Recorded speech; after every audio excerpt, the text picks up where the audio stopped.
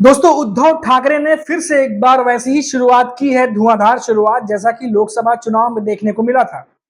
उद्धव ठाकरे लोकसभा चुनाव में भी जब तमाम पार्टियां उम्मीदवारों के नाम पे चर्चा कर रही थी, तब 17 के करीब कैंडिडेट्स के नाम एक साथ अनाउंस किए थे उद्धव ठाकरे की पार्टी यूबीडी पक्ष ने। और ऐसा ही कुछ होता दिखाई दे रहा है विधानसभा चुनाव से पहले, जहां सारी पार्टियां अभी सीट शेयरिंग और उम्मीदवारों की सूची के बारे में बात कर रही हैं। वहीं उद्धव ठाकरे ने दो कैंडिडेट्स के नाम अनाउंस कर दिए हैं। बांद्रा ईस्ट से जो है वरुण सरदेसाई का नाम सामने आ रहा है, जो कि बांद्रा ईस्ट जो मुंबई की विधानसभा सीट है वहां से लड़ेंगे वरुण सरदेसाई। उनके बारे में और भी जानकारी दूंगा। और दूसरी जो सीट है वो है करजत खालापुर की, जहां से नितिन सावंत जो है वो लड़ने जा रहे हैं यूबीडी पक्ष की तरफ से। ये दो उम्मीदवारों के नाम फाइनल हो चुके हैं, जिनका नाम सामने आ रहा है। तो दोस्तों, ये बहुत बड़ी खबर मुंबई से निकल करके आ रही है। बता दें कि करजत जो है यहाँ से 2-2.5 घंटे की दूरी पे ही है, जहां पे करजत खालापुर विधानसभा सीट पड़ती है, और वहां से नितिन सावंत जो है वो लड़ने जा रहे हैं। और बांद्रा ईस्ट जो कि मुंबई में पड़ता है, उस विधानसभा सीट से वरुण सरदेसाई। दोस्तों, वरुण सरदेसाई जो है युवा सेना में काफी समय से कार्यरत हैं।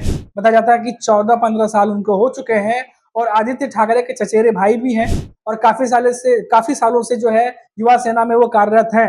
और आपको बता दें कि बांद्रा ईस्ट का जो एरिया है, वहां से जिस उनका नाम सामने आने से ये भी सुनने में आ रहा है कि कांग्रेस से कुछ जो लोग हैं वो थोड़े से असहज और नाराज हो गए हैं, क्योंकि बांद्रा ईस्ट से कांग्रेस जो है वो अपना उम्मीदवार उतारना चाह रही थी। लेकिन उद्धव ठाकरे ने जो है वो अपने कैंडिडेट का नाम अनाउंस कर दिया। हालांकि ये रिपोर्ट सामने आ रही है। अब नाम अनाउंस करने से पहले उन्होंने बातचीत की थी या बताई थी या नहीं बताई थी, या कांग्रेस को पता था ये बात, तो अब वो आपस में ही जाने, क्योंकि बैठक उनकी लगातार चल रही है। अब इस पर क्या अपडेट है वो तो अभी तक नहीं पहुंची है, लेकिन इतना जरूर है कि ये दो कैंडिडेट्स के नाम जो है वो अनाउंस कर दिए गए हैं। और उसी के साथ साथ अब चुनावी बिगुल जो है वो उद्धव ठाकरे की तरफ से एक तरीके से फूंक दिया गया है नाम अनाउंस करके। अभी देखिए कि जितने भी पिछले 3-4 दिनों से रोज ये खबर आ रही है कि अगले दिन जो है वो सीट शेयरिंग का फॉर्मूला हम अनाउंस कर देंगे, प्रेस कॉन्फ्रेंस में अनाउंस कर देंगे। उसके बाद जो करीब 80 से 100 उम्मीदवारों के नाम भी अनाउंस हो जाएंगे।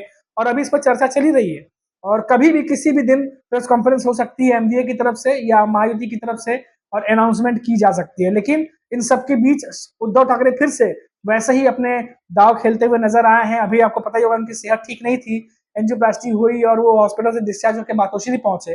और मातोश्री पहुंचने के बाद ही आप देखिए कि एक के बाद एक धमाका जो है वो उद्धव ठाकरे यानी यूबीडी पक्ष की तरफ से शुरू हो गया है। और दोस्तों, अगर हम और बात करें जो बाकी के जो चुनावी पार्टियां हैं उनकी, तो देखिए यहाँ पर शरद पवार जो है उन्होंने कल एक बयान दिया है और कहा है कि हम 1 दिन या 2 दिन में जो सीट शेयरिंग है उसको लेकर के प्रेस कॉन्फ्रेंस करके अनाउंसमेंट कर सकते हैं।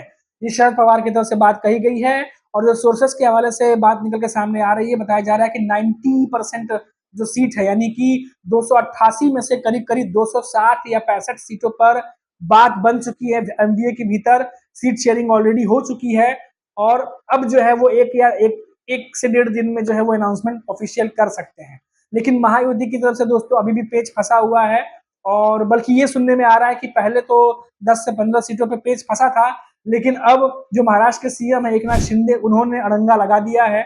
और शायद जो उनको सीटें मिल रही थी उस पर वो नहीं मान रहे हैं, क्योंकि उनकी पार्टी की तरफ से 100 सीटों की डिमांड की गई थी, और जो खबरें निकल के आई वो 70 सीटों के आसपास है, जो कि सीएम एकनाथ शिंदे जो है उस पर शायद राजी नहीं हो रहे और ज्यादा सीटों की मांग कर रहे हैं। वहीं अजित पवार की एनसीपी भी 90 सीटें मांग रही थी, लेकिन 50 से करीब जो है सीटें उनको मिल रही हैं। तो वहां भी कई सारी चीजें चल रही हैं। तो महायुति के भीतर अगर बात करें तो सीट शेयरिंग को लेकर के अभी अनाउंसमेंट कब होगी, हालांकि वो कह रहे हैं कि जल्द अनाउंसमेंट कर देंगे, लेकिन कब तक होगी अभी तक ये बात जो है सामने नहीं आ पाई है। लेकिन ऐसा लग रहा है कि एमबीए जो है वो आज या कल में कभी भी जो है सैटरडे या सोमवार से पहले की अगर हम बात करें, इस सोमवार से पहले पहले जो है वो अनाउंसमेंट कर सकते हैं। और पूरी जो ऑफिशियल अनाउंसमेंट है, डिटेल है, उम्मीदवारों के साथ जो है वो पूरी अनाउंसमेंट सामने आ सकती है। तो ये जो फाइनल स्टेज में चीजें चल रही है। वही हम बात करें अगर अबू आजमी की, तो अभी अबू आजमी जो है वो लगातार ये बात कह रहे हैं कि अब सीट शेयरिंग को लेकर के नाम अनाउंस कर देना चाहिए, क्योंकि ऑलरेडी बहुत देर हो चुका है और तमाम पार्टियां जो है उस पर नजर गड़ाए हुए हैं कि किसको कितनी सीटें मिलेंगी।